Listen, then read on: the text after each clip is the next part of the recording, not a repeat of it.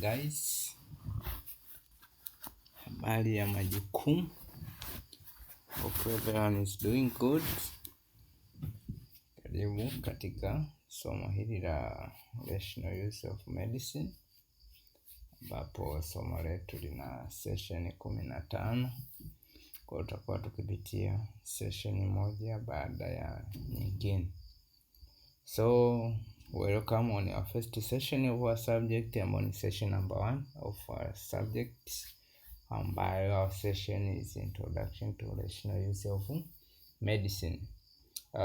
Rational use of medicine inaweza siwe somo geni sana kwa tulio wengi, kwa sababu ni vitu ambavyo baadhi tumeshawahi kuvifanya, yani almost wote tushawahi kupitia ni vitu ndo.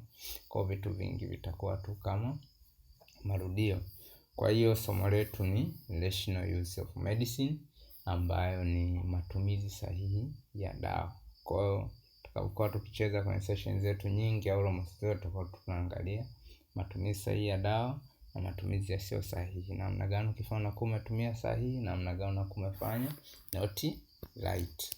Kwa hiyo ndo somo letu linagusa tu kwenye hizo part mbili, rational na irrational use of medicine. Then baada ya kuona hivyo, let us go direct on our session of today, ambayo ni introduction, ambapo tutakuwa na learning task kama zifuatazo. First learning task will be to give introduction to rational use of medicine. Second will be to define common terminologies used in rational use of medicine. Third one will be to identify characteristics of medical prescription. Then nyingine itakuwa kwa outline 6 steps of rational prescribing. Then another one will be to describe avoidable mistake in prescribing. Another one will be to describe how to promote rational use of medicine. Then the last one will be to explain the criteria for assessing the rational drug use. Kwa hiyo hizi ndo learning tasks zetu kwa leo. Without wasting much time, let us go to describe or to discuss on one learning task after another. Babu tutaanza na introduction to rational use of medicine. Now, what is rational use of medicine? Rational use of medicine ni require au ni state which require that a patient receive medication appropriate to their clinical needs, so in the dose that meet their own individual requirement for adequate period of time and at the lowest cost. So rational use of medicine, nasemaje rational use of medicine take place, au dawa imetumika kiusahihi ni endapo imekidhi hivi vigezo. Lazima hiyo dawa, cha kwanza, mgonjwa apate medication appropriate to the clinical need, yani apate dawa kulingana na tatizo lake. Then hiyo dawa lazima iwe ina meet their own individual requirement, yani mtosha mgonjwa yeye peke yake, sio mgonjwa anapewa dawa ambayo anatumia then anampa mpaka na mwingine anatumia. Hapana, lazima dawa iwe ina meet their own au his or her own individual requirement. Lakini pia dawa lazima apewe in adequate period of time, lazima inaweza kutosha kwa muda wote wa matibabu. Kama ni siku 5, maana yake dawa zinamtosha kwa siku 5, kama siku 10 same to that. Then dawa lazima iwe pia at the lowest cost.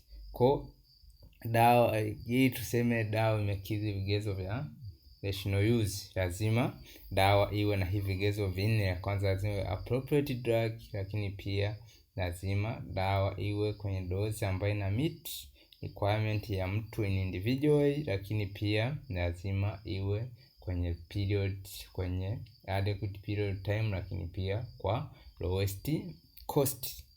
Then four aspect of rational use of medicine, kwamba rational use of medicine aspect zipi. Cha kwanza, lazima ili iwe dawa imetumika rational, lazima iwe ni correct medication, yani dawa ambayo ni appropriate to clinical need, inaendana na tatizo la mgonjwa. Lakini pia ziwe na iwe correct dose, then iwe kwenye correct duration of treatment, lakini pia correct cost. So irrational use of medicine itatokea endapo dawa itakosa moja kati ya vigezo vinne, basi hapo tunasema hii dawa haijatumika rational bali imetumika irrational. Okay, baada ya kuona introduction on rational use of medicine or definition of rational use of medicine, let us go on component of rational use of medicine. Rational use of medicine na component tatu, ambayo ya kwanza ni availability of essential medicine, yani ili kuweze kudawa ziweze kutumika kwa matumizi sahihi, cha kwanza lazima kwanza ziwepo. Inaweza kuwa na availability ya essential medicine, ambayo essential medicine ni dawa ambazo nadhani kila mtu atakuwa anazifahamu, ni dawa ambazo zile za kawaida tunazotumia kwenye mazingira yetu ya kila siku kama Panadol na dawa zingine muhimu. Lakini pia lazima component ya pili ni access and affordability of the medicine, lazima dawa iwe affordable na iweze kupatikana. Lakini pia lazima kuwe na rationality of the prescription, ambapo ni prescription ambayo ina vigezo vyote vya kuwa prescription, that means ni current, pia ime contain information zote kama zinavyotakiwa kuwepo kwenye prescription. Then baada hapo tutaziruka ni importance of rational use of medicine, ambayo importance number 1 ni kwamba ina reduce the incidence of drug resistance, lakini pia ina improve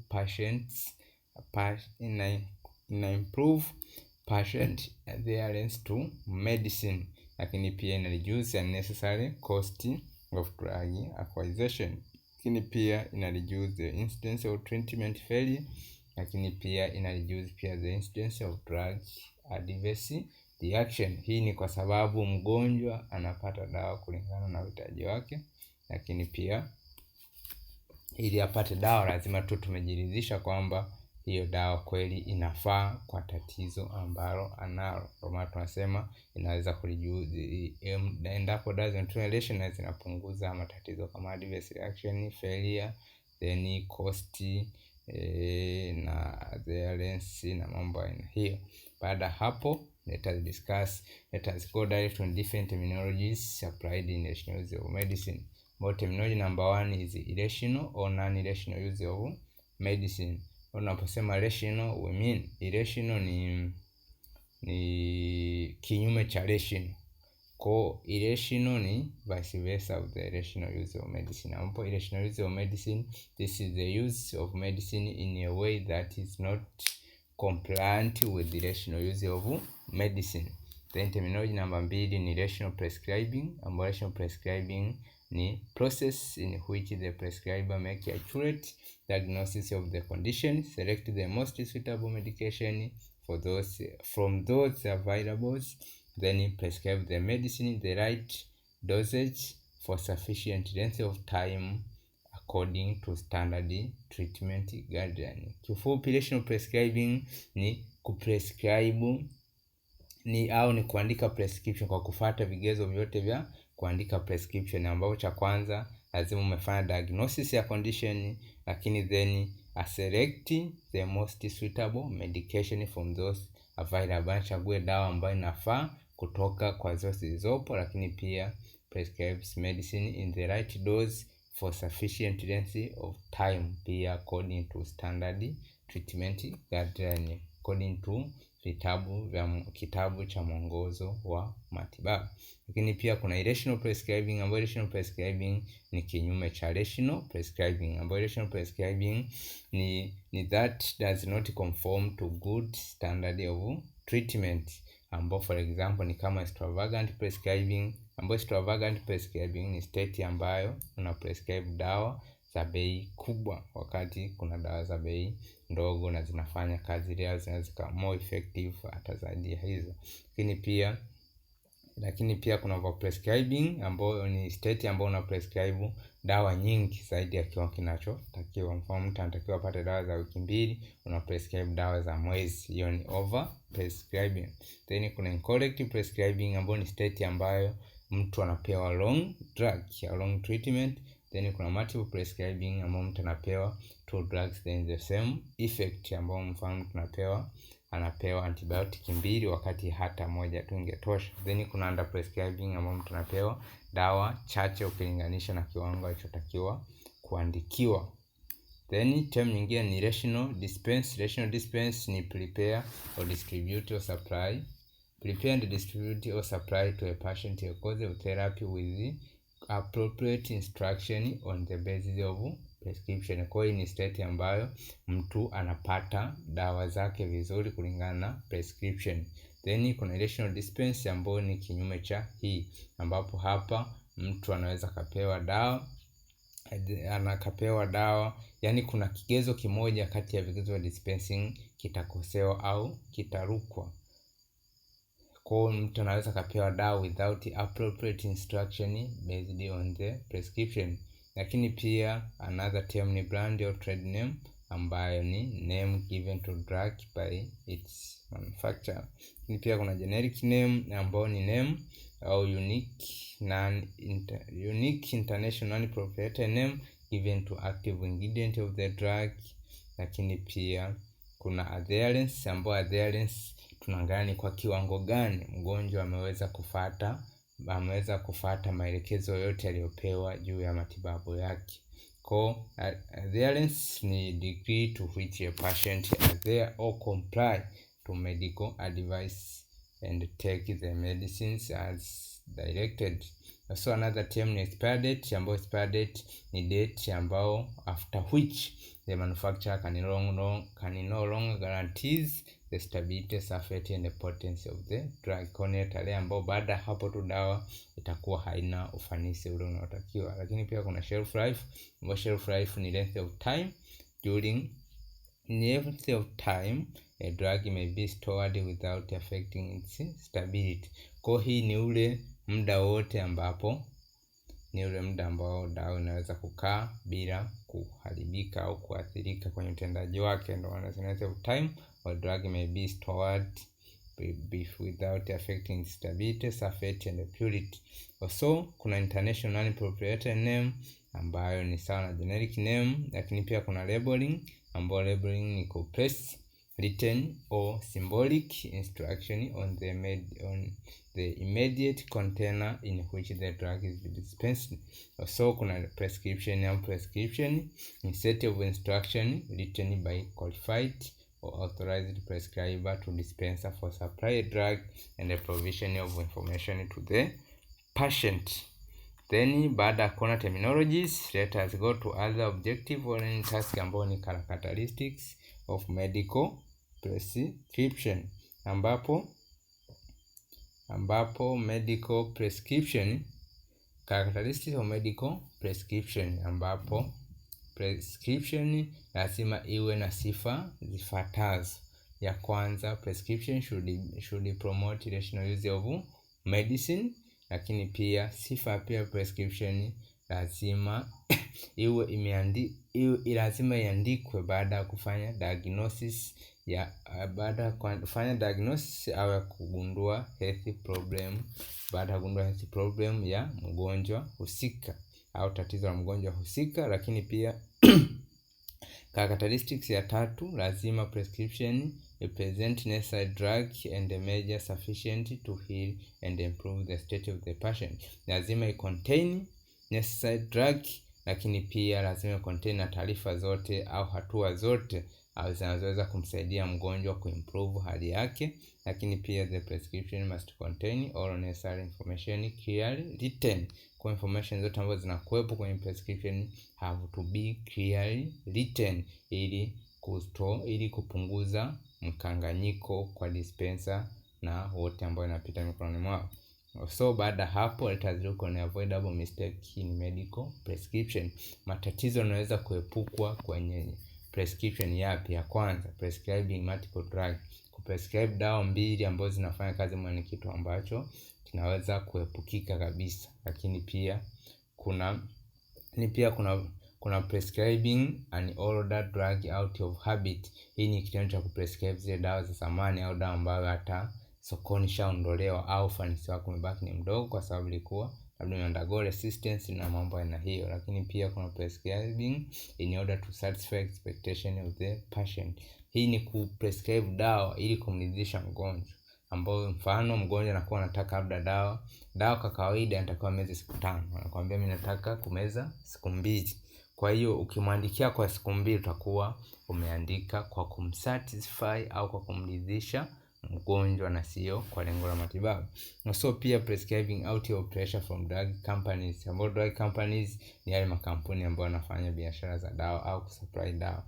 Kwa kuprescribe out of pressure ni kuprescribe bila hamasa ya hizo kampuni ambazo zina supply drug, kwa sababu hizi huwa zina convincing power. Unaweza kukuta tu labda kampuni fulani na force kwamba uandike dawa yetu au prescribe dawa yetu, naomba namna hiyo. Kwa hivyo ni vitu ambavyo vinaweza kuwa avoided. Then baada ya kon hapo, let us go on the steps to improve rational drug prescribing. Then steps to improve rational drug prescribing. Namna gani tunaweza kuimprove rational drug prescribing au tunaweza kuprescribe kiusahihi? Cha kwanza ni ili kuweza kuimprove, lazima tufuate hatua zifuatazo. Hatua ya kwanza, lazima identify patient problem based on symptom and recognize the need for action. Then ukisha determine patient problem, lazima ufanye diagnosis of the disease. Then baada ya kudiagnose, lazima list possible intervention of treatment. Lazima uweke zile, ulist zile options za matibabu ambayo inaweza kuwa drug treatment au non drug treatment. Ambao kama ni drug treatment, lazima ulist zile dawa zote ambazo naweza kutumia, then uchoose ile dawa ambayo ni highly effective kati ya zote hizo. Then lazima start treatment by writing accurate and complete prescription. Kwa baada hapo unaandika treatment, unaandika prescription in complete way, yani prescription contain all information ambazo zinatakiwa kuwa contained within the prescription. Then baada hapo una give proper information, instruction and warning regarding the treatment given, ambao hapo utaexplain, utamwambia mgonjwa juu ya matibabu yake, ambao unaweza kumwelezea masuala side effect, adverse drug reaction, dose, schedules and danger or risk of stopping the therapy. That means labda ni ile kumwambia, ni kumuoni labda ukistop dawa labda tena nini kutopona na mambo ya hiyo, labda itatokea effect nyingine ambayo inaweza siwa nzuri. Then kitu kingine, step nyingine ni kumonitor treatment, yani kumonitor matibabu ya mgonjwa, ambao monitoring inaweza kuwa passive monitoring au active monitoring. Passive monitoring ni ile monitoring ambayo mgonjwa anajimonitor yeye mwenyewe kulingana na maelekezo ambayo unakuta umempa kulingana na matibabu yake. Then active monitoring ni ile monitoring ambayo inafanywa na mhudumu wa afya, ambaye anaweza kuwa physician au pharmaceutical personnel, ambayo inafanyika kwa appointment. Mfano ile steno kutangonya ameambia labda rudi baada ya wiki 2 au baada ya siku kadhaa. Kwa hiyo ndo active monitoring, anarudi na evaluate kwamba dawa zimemsaidia au hazijamsaidia au tatizo limefikia wapi. Then baada hapo look on how to promote rational use of medicine. Tuanze kupromote rational use of medicine kwa kufanya yafuatayo. Cha kwanza kufanya rational prescribing, cha pili kufanya rational dispensing, cha tatu ni kutumia calibrated and graduated equipment and apparatus to improve rational use of medicine.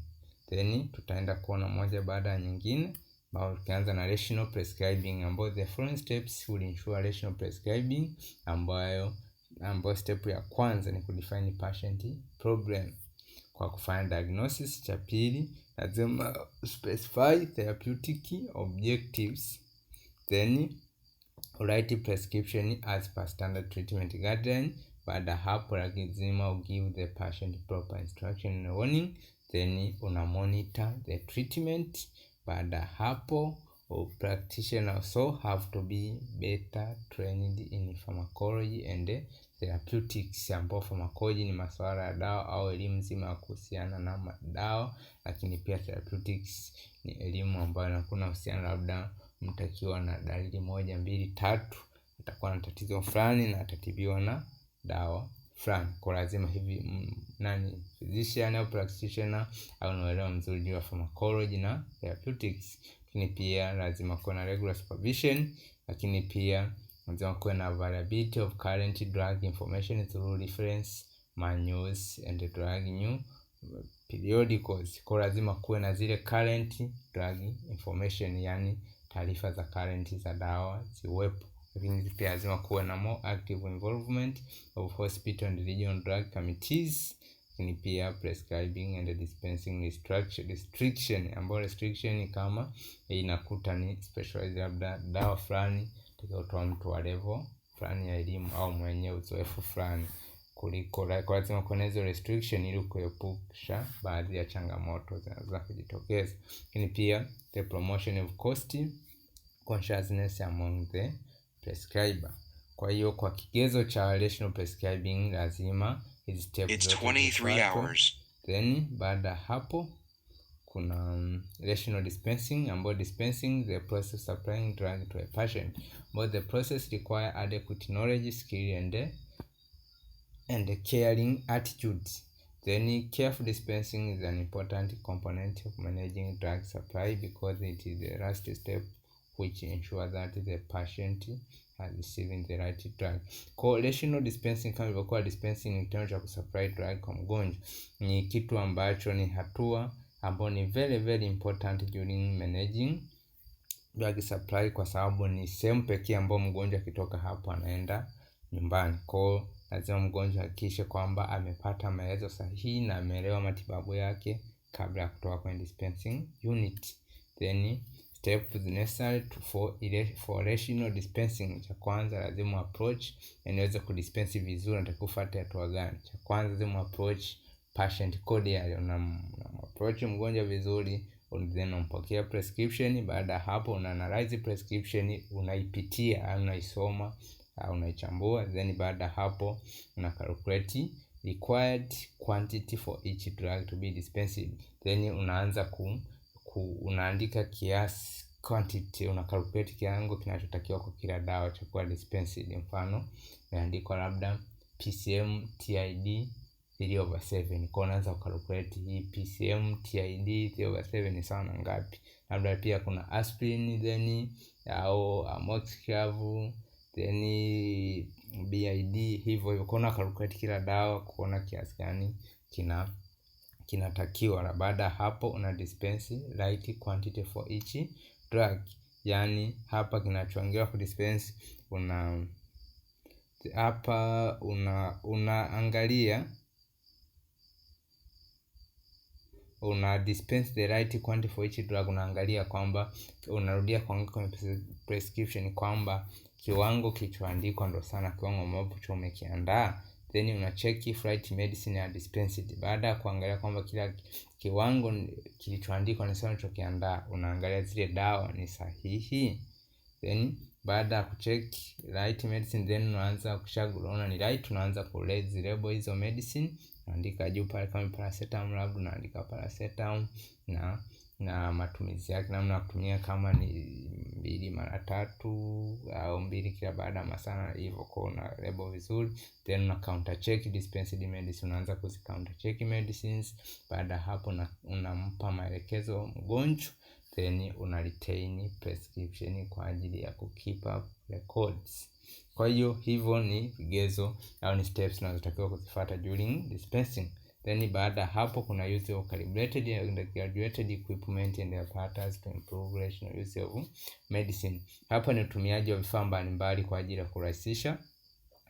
ajili ya kurahisisha au kufanya dispensing iwe rahisi au matumizi ya dawa yawe rahisi, ambao mfano tumia vifaa vinatumika kama kwa ajili ya kumeasure kama measuring cylinder, then au vijiko vile ambavyo calibrated labda mili 5 zile teaspoonful, tablespoonful, yani kwa ajili ya kumpa urahisi mgonjwa kupima dawa yake, kwa sababu hizo kumwambia kwa mgonjwa pima mili 2, sio rahisi kujua mili pima mili 5, sio rahisi kujua mili 5. Lakini ukimwambia mili 5 chukua kijiko kamoja kila baada ya masaa fulani, inakuwa rahisi kukuelewa. Ndio anasema lazima utumie use of calibrated and graduated equipment and apparatus to improve rational use of medicine. Lakini pia vifaa vingine ni kama counting, ni kama tablet counters kwa ajili ya enhance counting accuracy. Then baada hapo tutazidi kwenye the cycle of rational use of medicine.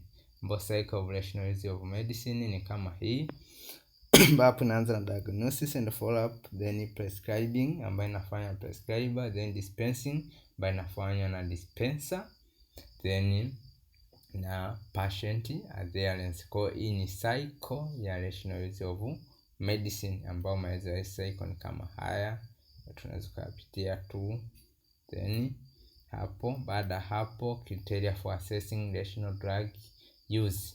Tunasesije matumizi sahihi ya dawa? Ni kwa kuangalia, cha kwanza, appropriate dose, mgonjwa amepata dose appropriately au dose yake usahihi. Then unaweza kuangalia pia appropriate indication, kwamba dawa mgonjwa aliyopewa inaendana na tatizo lake. Then unaweza kuangalia appropriate drug, kwamba amepewa dawa yenye ufanisi mzuri, yani dawa ambayo ina considerable efficiency, safety na stability. Pia hiyo dawa kwamba iko kwenye suitable cost au ni cost effectiveness. Then unaweza kuangalia masuala ya cost. Correct dosage, ambao correct dosage hapo tutaangalia market dosage, tunaangalia ni ile length of time kwa mgonjwa anateki hiyo dose. Kwa hapo tutaangalia masuala ya time, kwamba with the correct administration and for correct duration of treatment.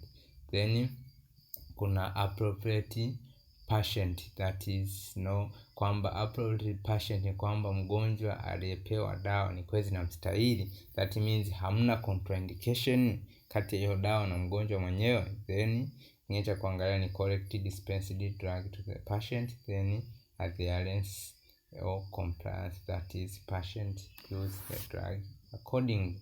Baada hapo, na hapo ndo itakuwa mwisho wa session yetu. Thank you for your maximum listening.